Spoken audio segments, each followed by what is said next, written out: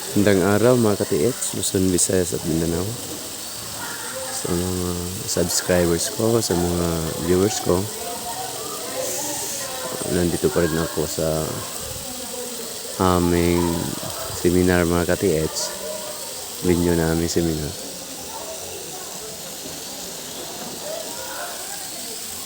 Kung saan mayroong falls mga ka-TH. So last day na namin ngayon mga ka-TH. So last day namin mga ka-TH ay mayroon akong maninag na parang naka-usli ng heart. Yung mga ka-TH naka-usli ng heart siya mga ka-TH. May tuturin natin na pointer to deposit.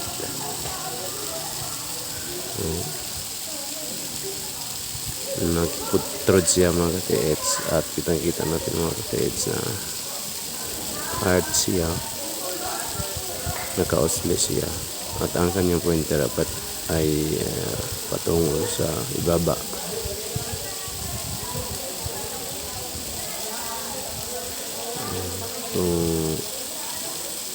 Malaki ang chance mga ka-TH na mayroong ibinaon sa ilalim ng force na yan.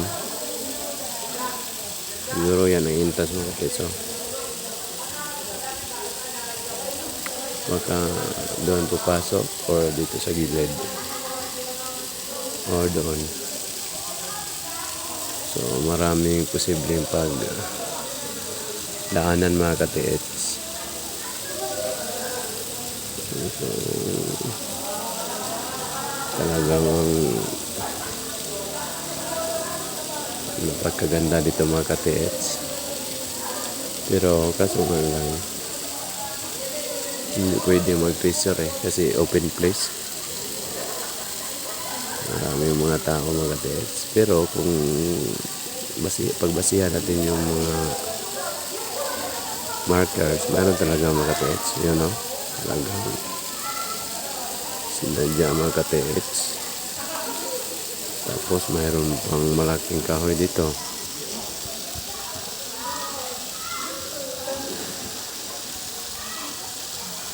Malaking kahoy mga ka-TH. At ang kaharap niyan sa kahoy na yan ay yung falls na may naka-usli na heart, imbos, naka-imbos yung heart. At yung dulo ng heart ay kung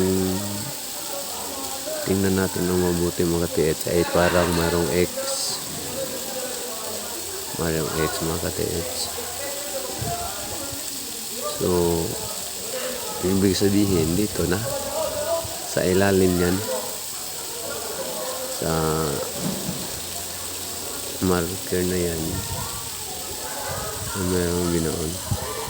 At posible na ang entrance yan ay yung sa ilalim sa falls. Yan. Pero talagang hindi mahukay ito. Kung mayroong mga treasure hunter dito mga ka-TH na taga dito, hindi magkakahukay. Kasi maraming mga tao dito mga ka-TH. Hill resort ito.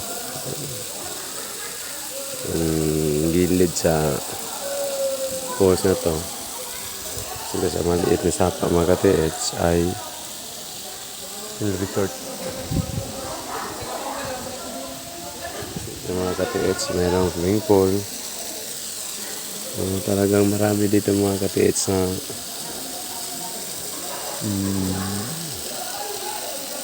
maraming tao.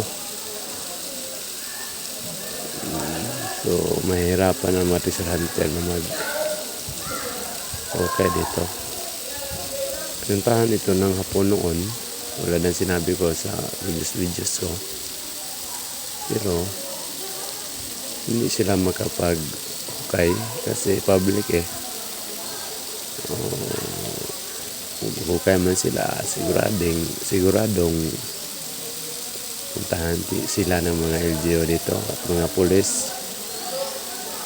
So, minabutin lang ng mga treasure hunter mga ka-TH na hindi na lang hukay. Or else, doon sa kulungan ang punta nila.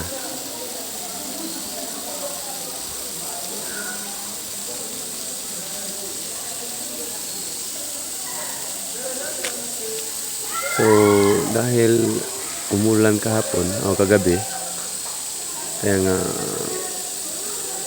maramay-rami na ang tubig mga ka-TH. Marami nga siya kasi malakas-lakas kunti yung ulan kagabi.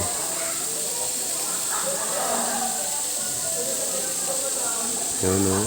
Yung sinabi ko na muhon at saka ito.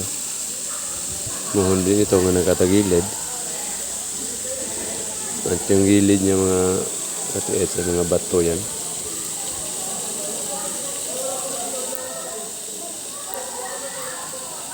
Mga bato yan mga ka-TH. Sa gilid yan ay may muhon at saka sa kahoy. Sa gilid ng kahoy may muhon.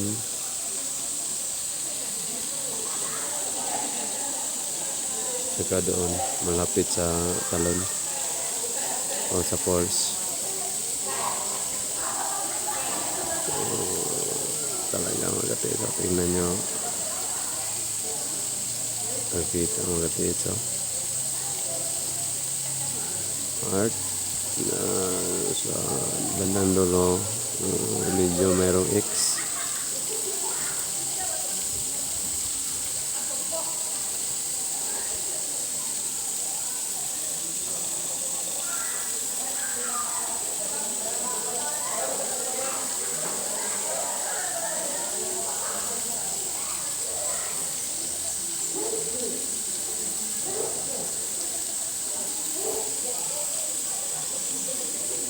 Maganda mga ka-TH. Lalo na kung marami na yung tubig dyan. Lalakas pa yun.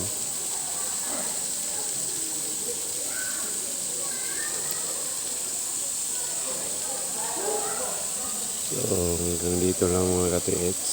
At ito ang dapat natin isalang-alang na ang ating kalusugan ay siyang tunay na kayamanan. Kaya kumain tayo ng mabuti mga ka-TH.